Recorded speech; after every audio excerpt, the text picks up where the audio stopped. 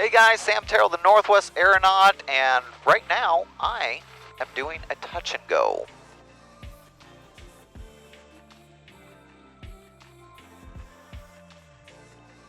Macaroni traffic system 49984, turning left, crosswind runway 22. I will departing from left downwind runway 22. And correction, Macaroni traffic.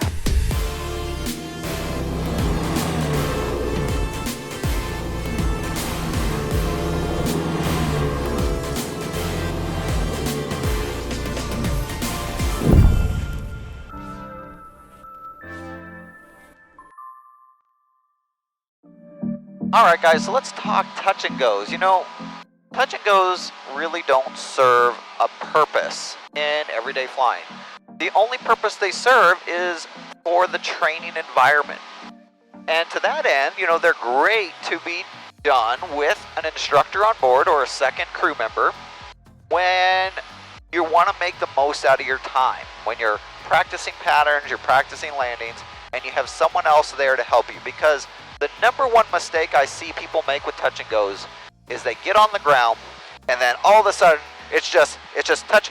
They skip the touch part almost and they just go straight to the go. It's like, oh, get the flaps up, go, and they're just going down the runway and not paying attention to flying the plane. And yes, I said flying the plane because even though we're on the ground, you're still flying that airplane, and you need to keep control over this aircraft. Now first, I'll say that I actually don't let my solo students go do touch and goes. Every landings they do in their solo are full stop taxi backs. Because again, it's not a maneuver that serves a purpose, and it's a very high workload environment. You need to be ultra aware of what's going on around you and what's going on with your aircraft in order to execute a touch and go safely. And we've seen accident after accident where people try to do touch and goes, lose control of the aircraft on the runway, and hopefully don't get hurt in the process. But other than the training environment, touch and goes really don't have a purpose. So when we are doing touch and goes, usually I will take care of the flaps for my students because, especially in Kilo Delta here, it's really annoying. You have to hold the flaps up to get them to go up. So one of your hands are occupied with the flaps and can't be on the throttle at the same time. So the biggest thing that you need to keep in mind when doing a touch and go is you need to take your time. We're never ever in a hurry doing a touch and go. You should always be doing touch and goes on a runway where you have plenty of room. Anything below about 3,000 minimum feet, I never even try to do touch and goes. But the bottom line is that no matter how long your runway is, you need to take your time. Get your flaps up. Put your carburetor heat in. Make sure your trim is set for takeoff. All while you are maintaining the center line and flying that airplane. Only once you've done all of that and your airplane is under control, if you have enough room, add power and go again. But guess what? If you find yourself, oh, I took too long doing all that, I don't really have enough runway to feel comfortable, then you just pull off and you taxi back. Alright, so we're going to do this touch and go, and we're going to take our time. And if we run out of runway in the process of taking our time, no big deal. We're just going to taxi back, and we're going to take off again. Never ever be in a rush when you're doing touch and goes.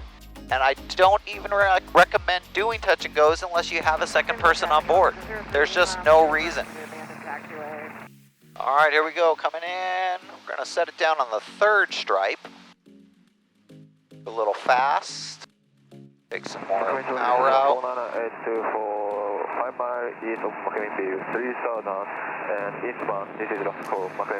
Coming down to that third stripe. Always choose a point to touch down on with your landings. All the time. All the time, otherwise you'll lose that skill. Alright, we're on the beginning of the fourth, that's okay. Alright, we're taking our time. I'm holding center line. I'm bringing my flaps up. I have to wait for them to come up. I have to hold them. I don't have a hand available to add the power. Alright, now I can put my carb heat in. My trim is set. I've got enough runway. Let's do this touch and go. There we go, airspeed's alive. 520 Woo, got a little gust there. Turning westbound. And we're on the go.